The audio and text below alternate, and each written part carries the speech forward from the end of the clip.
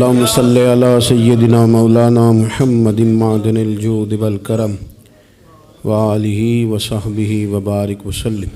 حمد و صلاۃ کے بعد اللہ تعالیٰ اپنے بندوں سے بڑی ہی محبت فرماتا ہے۔ بغیر طلب کے، بغیر دعا کے رزق، مال، اولاد، صحت، عافیت، دوست، احباب، ماں باپ، یہ سب نعمتیں اللہ بغیر طلب کے بندوں کو عطا فرماتا ہے۔ اللہ تبارک و تعالی اپنے بندوں کے حق میں رحمت والے فیصلے کرتا ہے، درگزر والا معاملہ فرماتا ہے۔ جگہ جگہ قرآن مجید میں اللہ تعالیٰ نے اپنے بندوں پر رحمت کرنے کا ذکر فرمایا ہے۔ ان اللہ یغفر الذنوب جمیعا، فرمایا بے شک رب تمہارے سارے ہی گناہ معاف فرما دے گا، تم نا امید نہ ہونا، وہ معاف کر دے گا تمہیں۔ قرآن مجید میں فرمایا ان اللہ بالناس لرؤوف الرحیم، بے شک اللہ اپنے بندوں پر بڑا ہی مہربان اور نہایت ہی رحم کرنے والا، رؤوف اور رحیم ہے، بڑا مہربان ہے، کرم فرماتا ہے۔ اللہ تعالیٰ اپنے بندوں سے بڑا جلد راضی ہو جاتا ہے، وہ اپنے بندوں کو بہت زیادہ مشقت میں نہیں ڈالتا، وہ اپنے بندوں سے اپنی نعمتوں کا بدلہ نہیں چاہتا، بہت سخت مشقت والی عبادتیں نعمتوں کے بدلے نہیں چاہتا، وہ بڑی جلدی رحم فرماتا ہے۔ ماں پیار کرتی ہے اپنے بچے سے، لیکن وہ ناراض بھی ہو جاتی ہے بعض چیزوں پہ، بعض معاملات اس کا دل بھی دکھاتے ہیں، بعض جگہ وہ رو کے یہ بھی کہتی ہے کہ تو نے میری محبت کا کوئی نتیجہ نہیں مجھے دیا، میری ساری کمائی تو نے ضائع کر دی۔ والد بہت ساری جگہوں پہ ناراض ہوتا ہے، شکوہ کرتا ہے، کہتا ہے میری بیماریوں کی، پریشانیوں کی، بڑھاپے کی، کمزوریاں کا سبب بیٹے تو ہی بن گیا، یہ ساری تکلیفیں تو ٹھیک ہو جائیں تو میری شاید عمر بھی بڑھ جائے، صحت بھی ٹھیک ہو جائے، میں زیادہ دیر جوان رہ سکوں۔ ناراض ہوتے ہیں ماں باپ، اسی طرح ماں باپ راضی بھی ہو جاتے ہیں، وہ بڑی جلدی راضی ہو جاتے ہیں۔ میں اکثر کہتا ہوں کہ والد کو راضی کرنے میں 5-7 منٹ لگ جاتے ہیں، اماں تو 1.5-2 منٹ میں راضی ہو جاتی ہے۔ ابا جی کو 5-7 منٹ لگتے ہیں، کئی دفعہ کہنا پڑتا ہے، کوئی دلائل دینے پڑتے ہیں، لیکن والدہ کے لیے تو کچھ بھی نہیں، آپ نیرا جا کے پیروں میں بیٹھ ہی جائیں، کچھ بھی نہ کریں، آپ پورا روئیں نہ، رونے والا منہ ہی بن جائے تو اماں تو نرم ہی نرم ہے، جس وقت جو مرضی آپ کرا لیں ہو گیا۔ اللہ تبارک و تعالیٰ بلا مثال و بلا تشبیہ سمجھانے کے لیے عرض کرتا ہوں، اللہ بھی بعض معاملات میں اپنے بندوں سے ناراض ہو جاتا ہے۔ وہ کہتا ہے میں تکبر کرنے والوں کو پسند نہیں کرتا، وہ کہتا ہے فسادی پسند نہیں ہیں، وہ فرماتا ہے کہ راہوں میں کجی کرنے والے پسند نہیں ہیں، وہ فرماتا ہے کہ بدعہدیاں کرو گے تو میں صبح قیامت تم سے سوالات کروں گا۔ اللہ تبارک و تعالیٰ بہت ساری چیزوں کو ناپسند کرتا ہے، ناراض ہو جاتا ہے، بلکہ نبی پاک صلی اللہ تعالیٰ علیہ وسلم نے فرمایا تم بات کرتے کوئی ایسا جملہ بول دیتے ہو کہ رب اتنا ناراض ہوتا ہے کہ تمہیں پتہ بھی نہیں ہوتا، تمہارے لیے جہنم کا فیصلہ کر دیتا ہے۔ اس لیے پہلے تولو پھر بولو، خود اپنے لفظوں کی تو تم پہرے داری کرو نا کہ میں کیا کہہ رہا ہوں۔ کوئی ایسا جملہ، کوئی ایسی بات وارث شاہ مان کری نہ وارثاں دا، کوئی ایسی بات نہ تمہاری زبان سے نکلے۔ اور حضور یہ بھی فرماتے ہیں کہ اس کا دوسرا پہلو بھی ہے، بعض اوقات تم بات کرتے ایسا جملہ کہتے ہو وہ اتنا راضی ہوتا ہے کہ تمہارے لیے جنت کا فیصلہ فرما دیتا ہے۔ مسلمان کو اب یہ حکم ہے، اس ساری گفتگو کا نتیجہ یہ ہے کہ وہ اپنے جذبات پر، خیالات پر، نگاہوں پر، زبان پر، کانوں پر تھوڑی توجہ دے، بے لگام نہ بنے، بے ترتیب نہ بنے، جو طبیعت میں آئے کر نہ گزرے، تھوڑا سا نہ سوچے سمجھے اور تھوڑا سنبھل کے چلے، کبھی ان کاموں کی طرف نہ جائے جن سے رب ناراض ہو جاتا ہے، ان کاموں کی طرف بڑھے جن سے اللہ راضی ہوتا ہے۔ میرے نبی پاک صلی اللہ تعالیٰ علیہ وآلہ وسلم نے ارشاد فرمایا، بعض احادیث میں لفظ یہ ہیں کہ اللہ اپنے بندوں کو دیکھ کے مسکراتا ہے جو اس کی شان کے لائق ہے۔ جس ترتیب سے ہم مسکراتے ہیں، جس ترتیب سے ہم روتے ہیں، جس ترتیب سے ہم کسی بات کا اظہار تشکر کرتے ہیں، خدا ان باتوں سے پاک ہے۔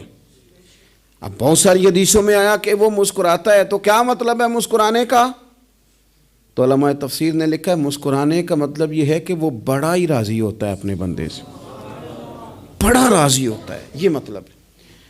ایک تو مسکرانے کا مطلب یہ کہ وہ بڑا راضی ہو گیا، بڑا راضی ہو گیا، وہ مسکرا دیا اپنے بندے پہ۔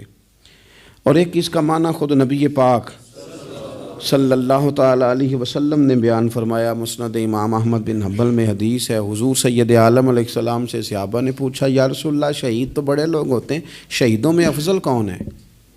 تو اللہ کے حبیب علیہ السلام فرمانے لگے وہ والا بندہ جو ڈٹ گیا تھا کافروں کے مقابلے میں، وہ ہلا نہیں، پوری طرح ڈٹ کے جو لڑا وہ شہداء میں افضل ہے۔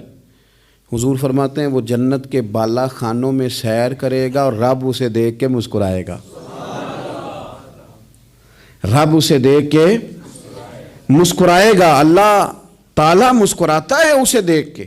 اور اگلے جملے میں حضور نے وضاحت کر دی، فرمایا جب رب دنیا میں کسی پر مسکراتا ہے نا تو اس کا معنی یہ ہے کہ قیامت میں پھر اللہ اسے حساب کوئی نہیں لے گا۔ جس پر اللہ دنیا میں مسکرا دیا اس سے کوئی حساب، تو وہ کام ڈھونڈنے چاہیے نا جس سے اللہ مسکرائے۔ ویسے کبھی ہم ایسا کرتے ہیں کہ نہیں کہ کسی کو راضی کیا جائے؟ یہ کام ہم کرتے ہیں کہ ہماری کمپنی کا جو سربراہ ہے وہ ہم سے راضی رہے، جس ادارے میں ہم پڑھاتے ہیں اس ادارے کا بڑا ہم سے راضی رہے، یہ کرتے ہیں ہم۔ اس کے لیے کچھ نہ کچھ ہیلے بہانے ہم کرتے ہیں، برادری، قبیلہ، علاقہ، بستی، لوگ کسی طریقے سے ہمارے ساتھ مطمئن رہیں، کرتے ہیں نا یہ سارے کام۔ اس میں تھوڑی مشکل بھی ہمیں آتی ہے لیکن کرتے ہیں، کیا کریں؟ گھر میں بھی کئی دفعہ ایسا ماحول بنانا پڑتا ہے۔ چلیں ایک اور میٹھی مثال دیتے ہیں، زیادہ سمجھ میں آئے گی۔ چھوٹا بچہ خوش رہے، آپ اس کے لیے محنت نہیں کرتے؟ وہ چھوٹا ہے، اس کو خوش کرنا فرض ہے ابا پہ، لیکن وہ کہتا ہے کہ میں نے موٹر سائیکل لینا ہے، چھوٹا ہے چلا ہی نہیں پائے گا، تو ابا پھر اسے راضی کرتا ہے، کہتا ہے بیٹے چھوٹا سائیکل لے لے، چل میں تجھے اڑانے والا جہاز لے دیتا ہوں۔ مقصود کیا ہے کہ اس کو ناراض نہیں کرنا، یہ روئے نہ، اس کا دل نہ ٹوٹے ہو۔ یارو سنو نا میں کیا کہہ رہا ہوں، اگر چھوٹے بچے کے لیے وہ چیزیں ڈھونڈتے ہو، میرے ابا جی نا اپنے نواسے کے لیے کھلونا لے کے آئے تو بچہ بڑا ہی کھیلا تو ابا جی کہنے لگے لو پیسے پورے ہو گئے، میرے بچے کو پسند بڑا ہے نا، پیسے پورے کر چھڑے نے، دیکھو نا جی کتنا اس کو راضی ہوا ہے۔ تو انسان کیا کرتا ہے کہ کوشش کرتا ہے، چھوٹا بچہ بھی ناراض نہ ہو تو وہ چیزیں وہ ڈھونڈتا ہے کہ اس کو کیا پسند ہے، چاکلیٹ لے جاؤں، فلاں چیز لے جاؤں، آئس کریم لے جاؤں۔ تو ایک بچے کے لیے، گھر کے لیے، سربراہ کے لیے اتنی محنت کرتے ہو، تو وہ کام بھی ہمیں ڈھونڈ کے تلاش کرنے چاہیے نا جس سے رب راضی ہوتا ہے، اللہ راضی ہوتا ہے۔ بتاؤں وہ کون سے کام ہیں؟ نبی کریم صلی اللہ تعالیٰ علیہ وسلم نے ارشاد فرمایا 3 لوگ ہیں جنہیں دیکھ کے رب مسکراتا ہے۔ یا رسول اللہ صلی اللہ علیہ وسلم وہ کون سے؟ تو محبوب فرمانے لگے ایک وہ بندہ ساری مخلوق سوئی ہے، آدھی رات ہے، رات کا پچھلا پہر ہے، اس نے اٹھ کے وضو کر لیا، مصلی پہ کھڑا ہو گیا خدا کی یاد میں، فرمایا اسے دیکھ کے رب مسکراتا ہے جو اس کی شان کے لائق ہے، مسکراتا ہے اللہ۔ یہ تو سونے کا ٹائم تھا، یہ تو گہری نیند آنے کا وقت تھا، رات کا پچھلا پہر، رات پوے تے بے درداں نو نیند پیاری آوے، تے درد منداں نو یاد سجن دی ستیاں وی آن جگاوے، اور ساون کی کالی راتوں میں جب بوندا باندی ہوتی ہے، وہ راتوں کو اٹھ روتے ہیں جب خلقت ساری سوتی ہے، اللہ مسکراتا ہے۔ اور سننا میرے بھائی، میرے نبی پاک صلی اللہ تعالیٰ علیہ وسلم فرماتے ہیں جب مسلمان نماز کے لیے صفیں بناتے ہیں نا، ترتیب لگ رہی ہوتی ہے، اب اللہ کی بارگاہ میں کھڑے ہوں گے، قیام کریں گے، رکوع کریں گے، سجود کریں گے، فرمایا جب مومن صفیں بناتے ہیں تو رب دیکھ کے مسکراتا ہے، مسکراتا ہے۔ کمال ہو گئے عروج بندگی کا، جب بندے کو دیکھ کے رب مسکرائے، خدا بندے سے خود پوچھے بتا تیری رضا کیا ہے، مسکراتا ہے۔ اور میرے نبی پاک علیہ السلام فرماتے ہیں جب مجاہد جہاد کے لیے صفیں سیدھی کرتے ہیں، آج تو یہ رب کے نام پہ مرنے ہی آ گئے، یہ صفوں میں کھڑے ہوں گے، ترتیب سے لڑیں گے، ترتیب سے گلا کاٹیں گے کافروں کا یا شہادت لیں گے، فرمایا جب جہاد کے لوگ صفیں بناتے ہیں تو رب انہیں دیکھ کے مسکراتا ہے۔ کتنے نصیبوں والا وہ بندہ ہے جسے دیکھ کے مسکرا دیا۔ او یار کبھی تیرا بیٹا تیرے سامنے مسکرائے نا چھوٹا تو تیرا دل باغ باغ ہو جاتا ہے۔ تیری ماں بیمار کسی ایک دن صحیح طرح ہنس پڑے تو طبیعت خوش ہو جاتی۔ مجھے بتاؤ نا جس کا رب بھی اسے دیکھ کے ہنس پڑے، جو اس کی شان کے لائق ہے، کیا اس بندے کے نصیبیں ہیں، کیا اس کے مقدر ہیں۔ آپ اس مقام پر اپنے آپ کو لائیں۔ اب دیکھیں نا یہ حدیث آپ نے سن لی، اب ہم نے نا اس طرح صفحے نہیں بنانے جس طرح ساری دنیا، اب ذرا صفحے بھی شوق سے بنائیں گے، اب ذرا تھوڑا سا شوق پیدا کریں گے۔ بھئی یہ تو میں وہ کام کرنے لگا ہوں جسے دیکھ کے رب مسکراتا ہے۔ نبی پاک صلی اللہ علیہ وسلم نے فرمایا جب کوئی بندہ توبہ کرتا ہے نا، ہم توبہ کا رٹا لگاتے ہیں، یا اللہ میری توبہ یا اللہ۔ اور توبہ کا تو مطلب یہ ہے کہ پچھلے گناہوں سے پکی توبہ، آج کے بعد یہ غلطی نہ کرنے کا پکا وعدہ۔ تو نے ساری شب برات رو کے گزاری ہے، بتا سویرے جھوٹ جوڑنے کا ارادہ ہے تیرا؟ آج کے بعد رشوت تو نہیں نہ لے گا، ملاوٹ تو نہیں نہ کرے گا، یہ توبہ ہے۔ اور اگر سارے کام اسی طرح کرنے تو پھر یہ توبہ کا رٹا ہے، تو جتنا مرضی لگاؤ۔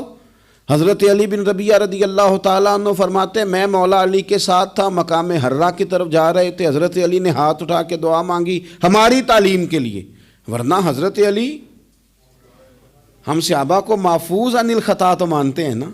ہاتھ اٹھا کے کہا اے اللہ ہمارے گناہ بخش دے، تیرے علاوہ کوئی معاف کرنے والا نہیں۔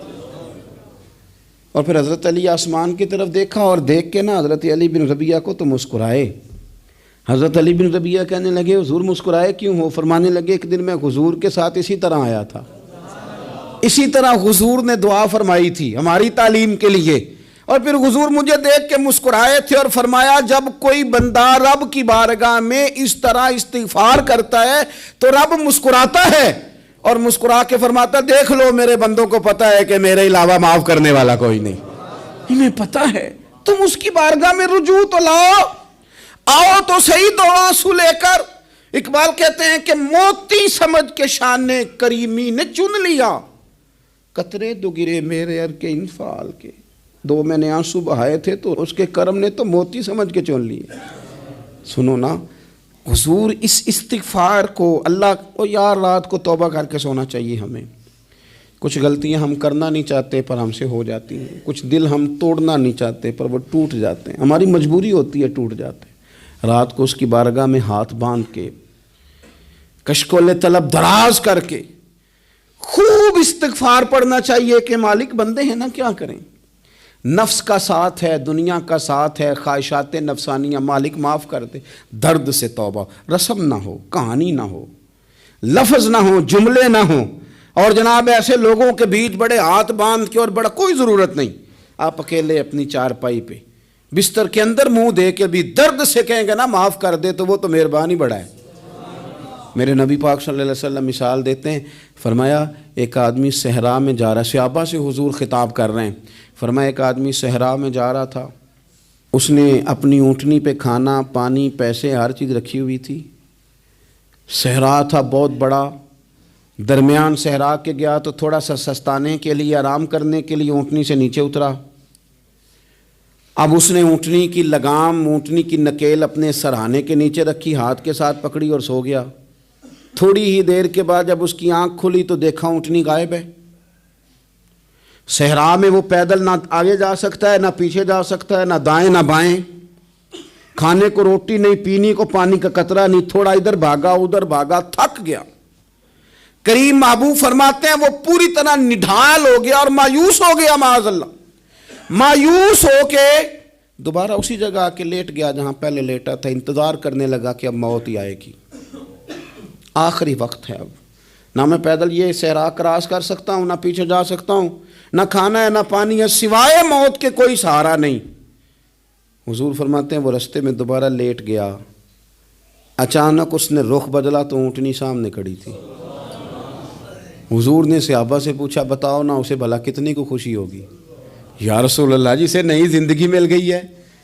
آپ دیکھیں نا سارے ڈاکٹروں نے کہہ دیا کہ اس کے تو گردے معدہ جگر ہر چیز ختم ہے، گھر لے جاؤ خدمت کرو، ہر طرف پریشانی ہے. وہ بندہ بھی سمجھ گیا ہے کہ آخری وقت آ گیا, کل جاؤں پرسوں جاؤں, تیاری ہو گئی, سب لوگ آ گئے, باہر والے بھی آ گئے, یہ ماحول ایک عجیب رنگ اختیار کر گیا. اچانک ایک ڈاکٹر نے آ کے کہا نہیں غلطی لگ گئی تھی. مجھے بتائیے انداز کیا ہوتا ہے؟ بغیر دوائی کے بندہ اٹھ کے کھڑا نہیں ہو جاتا. او میں تو بچ گیا ہوں. نبی پاک صلی اللہ علیہ وسلم فرمانے لگے اس کی اونٹنی مل گئی. بتاؤ بھلا اسے کتنی خوشی ہوگی. یا رسول اللہ وہ تو دوبارہ دنیا میں آ گیا. حضور فرمانے لگے اسے کچھ بھی خوشی نہیں ہوئی. جب کوئی رب کا گناہگار بندہ آ کے توبہ کرتا ہے, رب کو اس سے کئی گنا زیادہ خوشی ہوتی ہے. میرا بندہ آ گیا ہے, میرا بندہ آ گیا ہے, میرے گھر آ گیا. اس نے آنسو بہائے ہیں. اس نے کہا اللہ میں تیرا ہی ہوں, تیرا ہی رزق کھاتا ہوں, تیری ہی زمین پہ رہتا ہوں, تیرے نام سے میری سانسیں چلتی ہیں. وہ آ گیا.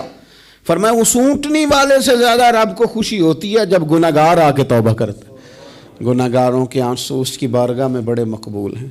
لیکن ہم رسم ادا کرتے ہیں, توبہ نہیں کرتے.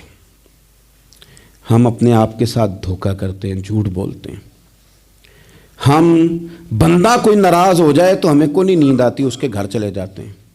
ہم اپنے سارے رشتوں کو, تعلقات کو مینٹین کر کے رکھنے کے عادی ہیں. ہمیں پتہ ہے کہ وہاں میں نہیں جا سکا تو بیٹا بھیجتا ہوں, فلاں شادی پہ میں نہیں جا سکا تو بھتیجا بھیجتا ہوں, بھائی بھیجتا ہوں. ہر تعلق کا ہم نے خیال رکھا کوئی روٹھ نہ جائے.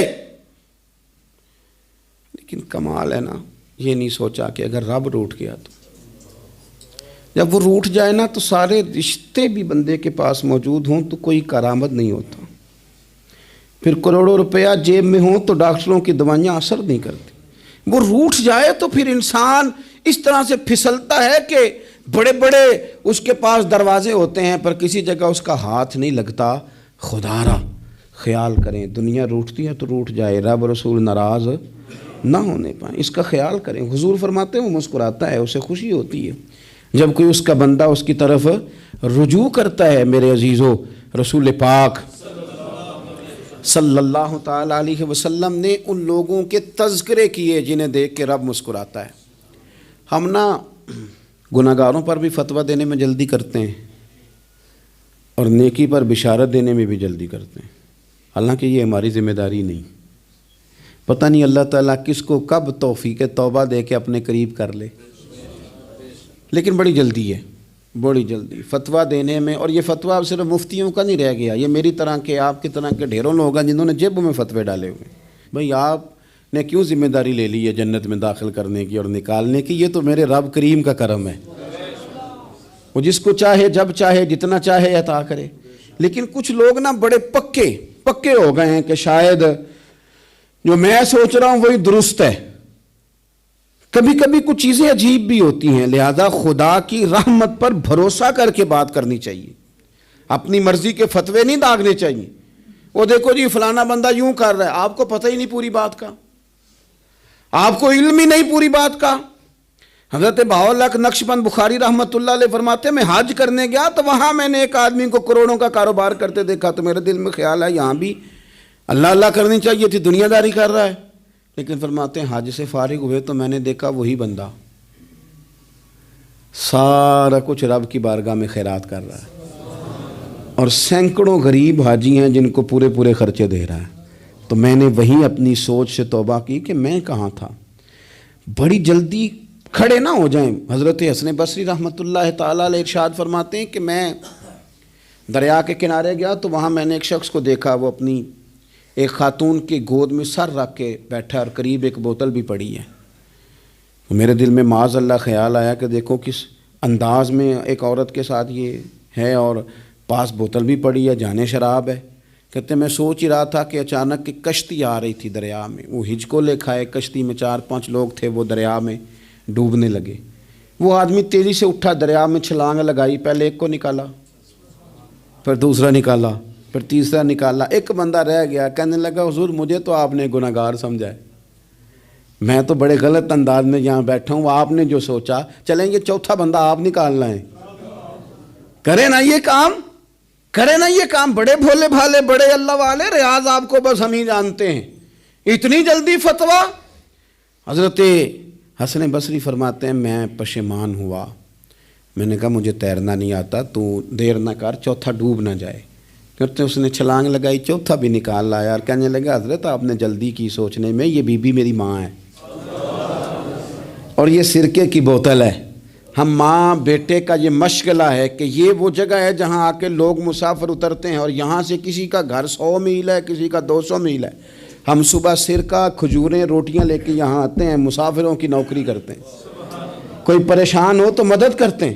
حضرت خواجہ حسن بصری فرماتے ہیں میں نے معافی مانگی، ان سے بھی مانگی، رب سے بھی مانگی، انہوں نے مانگ لی نا بزرگ تھے، پر ہم کو نہیں تیار مانگنے کو۔ ہم ہر وقت بدگمانیاں، وہ فلانا فلانے جرم کرتا تھا، میں اسے اب کیسے نیک مان لوں؟ بھئی اب وہ نمازی ہے، خدا کے گھر آتا جاتا ہے، اب اللہ کی بارگاہ میں حاضر ہوتا ہے، جب رب نے معاف کر دیا تو بھی سوچ بدل جا۔ سنیں حضور کیا فرماتے ہیں، نبی پاک صاحب الاخلاق صلی اللہ تعالی علیہ وسلم فرماتے ہیں، مسند امام احمد بن حنبل دیکھیے، فرمایا رب اس وقت بڑا ہی مسکرائے گا جب قاتل بھی جنت میں جائے گا، مقتول بھی جنت میں جائے گا۔ یا رسول اللہ مقتول تو گیا، یہ قاتل کیسے چلا گیا؟ حضور فرماتے ہیں جائے گا، اور جائے گا اور رب مسکرائے گا، جو اس کی شان کے لائق ہے۔ یا رسول اللہ کس طرح؟ تو نبی پاک صلی اللہ علیہ وسلم فرمانے لگے اس نے ایک مومن کو قتل کیا تھا، وہ شہید ہو کے جنت میں چلا گیا، اب اللہ نے بعد میں اسے توبہ کی توفیق دے دی، پہلے اس نے کلمہ پڑھا، پھر یہ میدان میں اترا، کافروں سے لڑا، یہ شہید ہوا، رب نے اسے بھی جنت دے دی۔ قاتل بھی جنت میں، مقتول بھی جنت میں، اور بات اتنی انوکھی ہے کہ رب دیکھ کے مسکرا رہا ہے، جو اس کی شان کے لائق ہے۔ ہم جلدی میں ہیں، ہم انتظار نہیں کر رہے کہ شاید توبہ کر جائے، ہم انتظار نہیں کر رہے، لیکن میرے عزیز اتنی جلدی نہ کریں۔ سوچوں کا صاف ہونا، ذہنوں کا پاک ہونا، اور لوگوں کے بارے میں گمان کا اچھا ہونا۔ آپ کسی نفسیات کے ڈاکٹر کے پاس چلے جائیں، اسے کہیں ٹینشن بڑی ہے، میں ان کے مضامین پڑھتا رہتا ہوں، وہ سب سے پہلا سبق آپ کو یہ پڑھائیں گے کہ اچھا سوچا کریں۔ اچھا سوچنے سے بندہ تندرست رہتا ہے۔ کس سے بندہ تندرست رہتا ہے؟ ہیں جی واقعی، یعنی اس والے پڑوسی کے بارے میں بھی اچھا سوچنا ہے گھر میں، اس والے کے بارے میں بھی، چھوٹے بھائی کے بارے میں بھی اچھا سوچنا ہے، اور بڑے کے بارے میں بھی اچھا ہی سوچنا ہے۔ یعنی اپنی برادری قبیلے کے بارے میں بھی اچھا سوچیں، جو قبیلے کا نہیں اس کے بارے میں بھی چلیں تھوڑا سا اچھا سوچ لیں۔ اپنے بارے میں تو اچھا سوچا ہے بڑا، میں کہتا ہوں کہ ہم اپنی غلطیوں سمیت اپنے آپ سے بڑا پیار کرتے ہیں، اور دوسرے کی ایک غلطی نظر آ جائے تو ہمیں گھین آنے لگ جاتی ہے۔ آپ جلدی نہ کریں، مالک نے موقع دیا ہے بندوں کو، نہ وہ کسی کا رزق چھین رہا ہے، نہ سانسیں چھین رہا ہے، وہ اپنی زمین پہ چلنے بھی دے رہا ہے، رہنے بھی دے رہا ہے، تو جب اس نے موقع دیا ہے آپ بھی تھوڑا موقع دیں۔ اللہ بڑا کریم ہے، دروازے کھولے گا، اس کے بندے اس کی بارگاہ تک پہنچیں گے۔ بدگمانیاں اور پھر بدگمانیوں کا عروج، اور اس لیول تک جا کے بات کر دینا کا جہاں سے خوف آئے کہ یار یہ بات نہیں کرنی چاہیے تھی۔ رسول کائنات سرور دو عالم صلی اللہ تعالی علیہ وسلم فرماتے ہیں کہ اللہ مسکراتا ہے۔ دیکھو ہمارے ہاں نا ایک اور بھی مسئلہ بن گیا ہے، میں نے کچھ لوگوں کو نا پکا، میرے پیارے ہیں، محبت ہے مجھے، تو میں چونکہ آپ میری کلاس ہیں، میں مشاہداتی اور تجرباتی باتیں بھی کر لیتا ہوں، اسی کی روشنی میں کئی دفعہ گفتگو بھی تیار کرتا ہوں۔ کچھ لوگوں نے نا پکا ذہن بنا لیا یہ کہنے کا کہ ہاتھ بڑا تنگ ہے، پکا، آپ جس وقت پوچھ لیں ان کا ہاتھ اور بڑا ہی زیادہ تنگ ہے۔ آپ یقین کریں، بہن کا جو خامند ہے وہ کہہ رہا ہے جا حصہ لے کے آ، تیرے بھائیوں کی کمائی تو نہیں، تیرے ابا کی ہے، لے کے آ۔ وہ بیچاری اس کی منتیں کر رہی ہے، کہتی ہے اگر جاؤں گی نا تو وہ کہیں گے حصہ لے جا، آج کے بعد ہمارے گھر نہ آنا، میرا دروازہ نہ بند کرو، مہربانی کرو۔ اور بھائی سے بات کرتی ہے تو کہتا ہے ہاتھ ہی بڑا تنگ ہے، جب ٹھیک ہوگا تو دے دوں گا۔ نہ کریں یہ ظلم، ہمارے اپنے تڑپتے رہتے ہیں اور ہماری دولتیں اندر پڑی رہتی ہیں، ہمارے اپنے چھوٹی چھوٹی ضروریات کے لیے پریشان ہوتے ہیں، لیکن ہم بڑے بڑے بہانے ہیں ہمارے پاس، کہتے ہیں یہ نکمہ ہے، یہ نکھٹو ہے، یہ کام نہیں کرتا، اس میں فلانا ہے، بے فلانا ہے، بلے میں نے نہیں ساتھ چلنا۔ اظہار جب آپ کے اندر پیدا ہوتا ہے نا، اظہار جب کسی کے لیے آپ حساس ہوتے ہیں تو آپ کو بھی سرور حاصل ہوتا ہے۔ نہ کریں یہ کام کہ آپ کو اللہ نے وسعت دی ہے اور ہر وقت آپ ہاتھ تانگ ہونے کا رونا رو رہے ہیں، ہر وقت آپ یہ کہہ رہے ہیں میں بڑی آزمائش میں ہوں، جب خدا نے آپ پہ نہیں ڈالی تو اتنے جھوٹ بولنا صرف اس لیے کہ میرے پیسے بچ جائیں، صرف اس لیے کہانی سنانا کہ حالات میرے بڑے خراب ہیں کہ کوئی بندہ میرے سے کوئی تھوڑا بہت قرض نہ مانگ لے۔ سنو، نبی پاک صلی اللہ علیہ وسلم کے پاس مہمان آ گیا، بخاری مسلم ہے، حضور نے ازواج مطہرات کے گھروں میں پیغام بھیجا، کچھ چیز ہے ضیافت کے لیے؟ یا رسول اللہ کچھ بھی نہیں، یہ دو جہاں کے شاہ ہیں اور پاس کچھ رکھتے نہیں، دو جہاں کی نعمتیں ہیں ان کے خالی ہاتھ میں۔ یا رسول اللہ کوئی چیز بھی نہیں۔ حضور نے صحابہ کے مجمع پہ نظر ڈالی، یا رسول اللہ صلی اللہ علیہ وسلم حکم ہو، تو حضور فرمانے لگے تم میں سے کوئی بندہ ہے جو اسے گھر لے جائے روٹی کھلائے؟ ایک صحابی اٹھے فوراً، حضور میں لے کے جاتا ہوں کھانا کھلاتا ہوں۔ فرماتے ہیں میرے گھر میں صرف بچوں کا کھانا تھا،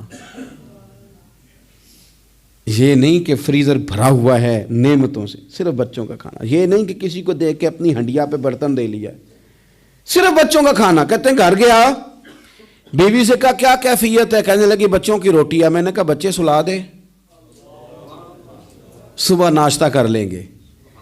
تو کہنے لگی آپ کیا کھائیں گے؟ تو میں نے کہا نہ میں کھاؤں گا نہ تو کھائے گی، مہمان جو نبی پاک کا ہے۔ کہا اچھا، اب ذرا تجویز دیکھو میاں بیوی کی سوجھی آپس میں۔ کہتے ہیں کھانا لگا دینا، کیونکہ ایک آدھ بندے کا کھانا ہے۔ اپنی غربتوں کا ہر جگہ اظہار کرنا، رونا رونا، یہ دیکھو غربت کیسے چھپائی جا رہی۔ اس کو کہا نہیں کہ چل تو تھوڑا رحم کھا، تو آیا ہے تو تھوڑا رحم کھا، یہ نہیں کہا۔ کہا اٹھ کے نا تو کھانا رکھنا اور اٹھ کے نا چراغ ٹھیک کرنے کے بہانے بجھا دینا۔ ہم دنیا والوں کے سامنے کیوں اپنے دکھ بیان کریں؟ ہم جو کہیں گے رب رسول کی بارگاہ میں کہیں گے۔ تو نا چراغ ٹھیک کرنے کے بہانے، اہلیہ اٹھی، کھانا دینے کے بعد چراغ ٹھیک کرنے کے بہانے بجھا دیا۔ خامد بھی ہاتھ چلاتے رہے، بیوی کبھی برتن رکھتی کبھی اٹھاتی، پتہ چلے کہ کھانا کھا رہے ہیں، کھانا کھایا جا رہا ہے۔ کہتے ہیں مہمان پیٹ بھر کے کھانا کھا گیا۔ یہ کام ہوا رات کے اندھیرے میں، اس وقت ہوا جب چراغ بھی بند تھا، اس وقت ہوا جب کوئی دیکھنے والا نہیں تھا، کسی پڑوسی کو بھی خبر نہیں تھی۔ فرماتے ہیں صبح کے اجالے میں اس مہمان کو لے کے مسجد نبوی میں نے قدم رکھا تو نبی کریم نے فرمایا رات جو تم نے کام کیا ہے نا اسے دیکھ کے میرا رب بڑا مسکرایا ہے، اللہ بڑا مسکرایا ہے۔ اللہ تر دامنی پہ شیخ ہماری نہ جائیے، ہم دامن نہ چھوڑ دیں تو فرشتے وضو کریں۔ یہ شان ہے صحابہ کی۔ نبی کریم علیہ السلام نے فرمایا رب رات مسکرایا تیرا یہ انداز دیکھ کے، اور اس نے قرآن نازل کیا وَيُؤْثِرُونَ عَلَىٰ أَنفُسِهِمْ وَلَوْ كَانَ بِهِمْ خَصَاصَةٌ۔ کچھ لوگ وہ ہیں جنہیں بڑی بھی ضرورت ہو تو دوسروں پر اثار کر دیتے ہیں، قربانی دے دیتے ہیں۔ رب مسکرایا ہے، اندر پیسے رکھے ہوئے ہیں، اندر پیسے رکھے ہوئے ہیں، اور بہن آ کے منت کر رہی ہے کہ بھائی حالات بڑے خراب ہیں، تھوڑی سی مہربانی کر۔ تو کہتے ہیں بہن پردہ ہی ہے بس، کیسے بتاؤں تجھے حالات، تجھے کیا بتاؤں کام کتنی مشکل سے چلتا ہے، یہ پردہ یہ بس۔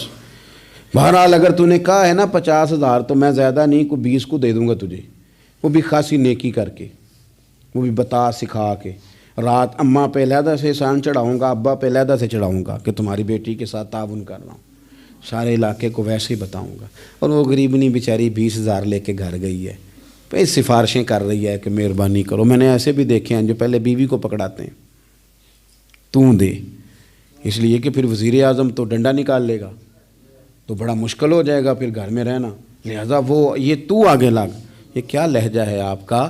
یہ تو کسی کو بھی دیں تو چھپا کے دینے کا حکم ہے، کسی کو بھی دیں تو ہمیں حکم یہ ہے کہ سیدھے ہاتھ سے دینا ہے، الٹے کو خبر۔ اور یہ جو بالکل ہی اپنے ہیں ان پر تو پردہ پوشی آپ کے لیے ویسے ہی ضرورت تھی۔ میرے عزیز، رب مسکراتا ہے۔ میرے نبی پاک علیہ السلام نے یہ اعمال ہمیں بتائے جن پر اللہ مسکراتا ہے، خوش ہوتا ہے۔ اور بعض لوگوں کو حضور نے نامینیٹ کیا، حضرت سعد بن معاذ رضی اللہ تعالیٰ عنہ عظیم صحابی تھے۔ یہ وہ خوبصورت صحابی ہیں جن کے جنازے کو کندھا میرے نبی پاک نے عطا فرمایا، حضور نے کندھا عطا فرمایا۔ کمال ہو گئی، نرخ بازار محبت کا انوکھا ہی ہو گیا، خود خریداروں میں شامل آ کے مولا ہو گیا۔ حضور نے کندھا دیا۔ حضرت سعد بن معاذ رضی اللہ تعالیٰ عنہ کا جب جنازہ اٹھا، ان کی والدہ رو پڑی، بڑے درد سے روئی، ماں تھی نا، ان کی آواز جب حضور تک گئی تو نبی پاک نے فرمایا آنسوؤں کو روک لے، آواز کو کم کر لے، تیرے بیٹے کی تو جب روح پرواز ہوئی ہے تو رب مسکرایا ہے، جس کے آنے پہ رب راضی ہو مسکرا دے جو اس کی شان کے لائق ہے۔ یہ تو وہ لوگ ہیں کہ جن کے جانے پر نا رب، وہ کسی نے کہا تھا کہ میرے مرنے پہ ہر سو شور مچ جائے گا، دیکھو گے میرے مرنے پہ ہر سو شور، تمہیں پتہ چل جائے گا جب ہم جائیں گے، میرے مرنے پہ ہر سو شور مچ جائے گا دیکھو گے، اور کہنے الوداع سرکار خود تشریف لائیں گے۔ اور درویش کہنے لگے بعد مرندے مکھڑا میرا ہو جاوے جے تازہ، پھر سمجھ لینا محبوب میرے نے آن پڑے ہے جنازہ، اور عاشق کا جنازہ ہے۔ ذرا دھوم سے نکلے اور محبوب کی گلیوں سے ذرا گھوم کے نکلے۔ فرمایا کہ ان کے تو جانے پہ رب کریم، اور حضور نے ایک دعا بھی دی۔ حضرت طلحہ رضی اللہ تعالیٰ عنہ صحابی تھے، ان کا وصال ہو گیا تو حضور نے دعا بھی دی۔ فرمایا یا اللہ جب میرا طلحہ ہے نا تو اس سے مسکرا کے بات کرنا، یہ تجھ سے مسکرا کے بات کرے جو تیری شان کے لائق ہے۔ تو اللہ تعالیٰ غائب درجے راضی ہوتا ہے۔ ایک دفعہ پھر بات دہراتا ہوں، جو میدان میں ڈٹ کے شہید ہو رب اسے دیکھ کے مسکراتا ہے جو اس کی شان کے لائق، جو توبہ صحیح کریں سچی کریں رب انہیں دیکھ کے مسکراتا ہے جو اس کی شان کے لائق ہے، جو نماز کے لیے صفیں بنائے رب انہیں دیکھ کے مسکراتا ہے، جو جہاد کے لیے صفیں بنائے رب دیکھ کے مسکراتا ہے، جو لوگ صبح پچھلے پہر اٹھ کے عبادت کریں رب انہیں دیکھ کے مسکراتا ہے، اور جو کبھی کبھی بھوکے رہ کے دوسروں پر قربان کر کے احسان کر دیں رب انہیں دیکھ کے مسکراتا ہے۔ بہت بڑی فضیلت ہے۔ اللہ ان سارے کاموں میں سے کسی ایک کام پہ ہمیں بھی لگا دے تاکہ یہ بڑی فضیلت اللہ تعالی ہم گناہگاروں کے حصے میں بھی فرما دے۔ آخر دعوانا ان الحمد للہ رب العالمین۔